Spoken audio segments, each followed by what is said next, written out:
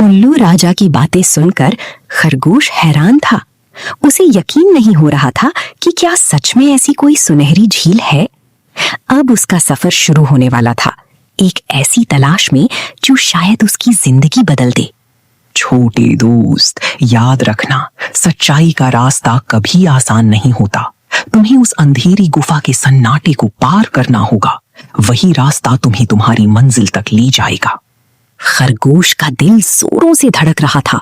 अंधेरा उसे डरा रहा था। सुनहरी चिड़िया, क्या तुम सच में मेरी मदद करोगी? मुझे अंधेरे से डर लगता। लेकिन तभी एक नन्ही सी रोशनी से भरी चिड़िया उम्मीद की किरण बनकर उसके सामने आ खड़ी हुई। घबराओ मत मेरे दोस्त, जब तक मैं तुम्हारे साथ हूँ अंधेरा तुम्हारा कुछ नहीं बिगाड़ सकता। चलो मेरे साथ, हम मिलकर इस रास्ते को रोशन कर देंगे। क्या हम सच में अंदर जाएंगे?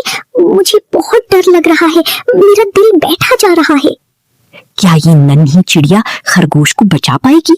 क्या गुफा के अंदर कोई अनजाना खतरा उनका इंतजार कर रहा है? जानने के लिए देखिए जॉय बॉक्स का अगला एपिसोड। अगर आप YouTube पर देख रहे हैं तो लाइक करें, सब्सक्राइब करें, शेयर करें।